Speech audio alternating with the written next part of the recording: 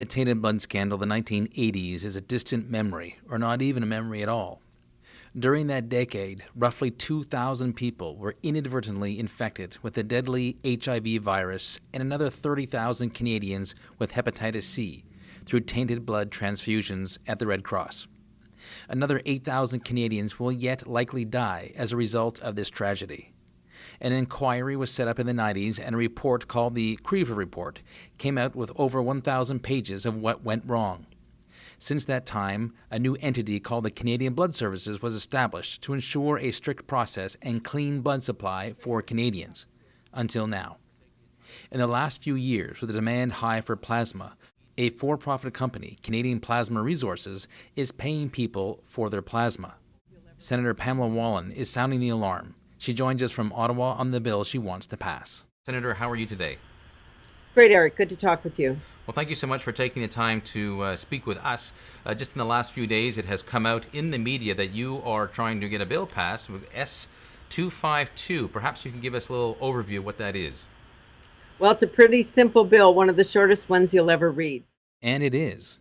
What the one paragraph basically says is people should not be paid for donating their plasma or blood. And she believes there's a reason for that and explains why.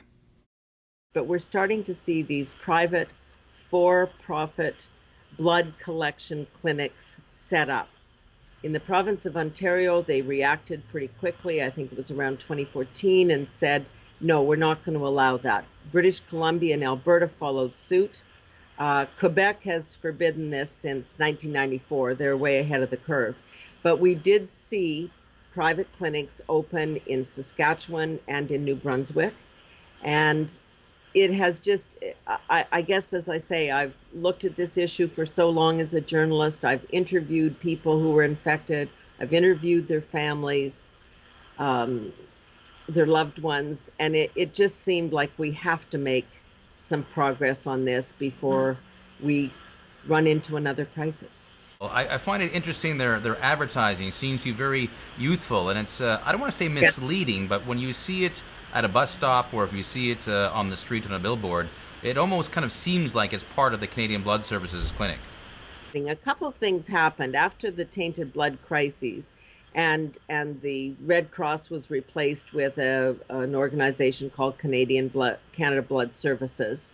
Lots of people, we then became very focused on what was the source of the blood. And a lot of people started to be eliminated, whether they were people that had unprotected sex or whether, in my own case, for example, I've had cancer, so I was on the do not donate list. And so I think we started to see a breakdown in the culture of just giving when a lot of people became skittish about doing it, and a lot of people were eliminated. So now we're dealing with a problem across the country where we just don't have enough genuine, true volunteer donors. Problem is, the for-profit clinics don't contribute that blood to the Canadian blood system. They export it. So they're not actually helping beef up our supply or increase our supply. You take out one paid, quote, donor, because they're not really a donor if they're paid, but we'll call them paid donors in quotation marks. You're losing a potential volunteer donor from the system. And some of the evidence in Europe seems to indicate that just the presence of those clinics tends to undermine the voluntary mindset, because people go, oh, okay, well, there's a business for that. It's all looked after. I don't need to worry, and I don't need to take 2 hours off work and go and roll my sleeves up and donate blood. Because certainly I think they tend to advertise around places like university campuses or other places where people are younger, and they kind of get into that habit of being paid for that and not get into the mindset of donating. Exactly. Right. In my home province, there are signs in the young men's washrooms above the urinals, get a gift card, $25, $50, whatever the amount is. So you are on some level almost exploiting those kids, because it's probably not an issue they've really thought through. Right. They're probably donating more often than they should, because there's a cash system there.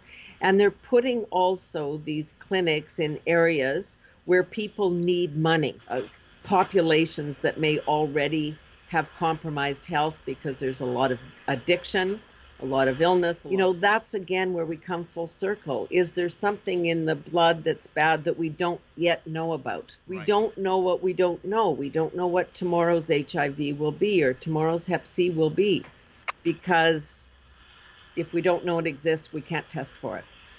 Well, thank you so much, and certainly all the very best, and we'll continue to Thank follow you. on it. Thanks. Eric Jingles with BuzzLocal.tv talking to Senator Pamela Wallin from Saskatchewan in Ottawa right now, and thank you very much for watching.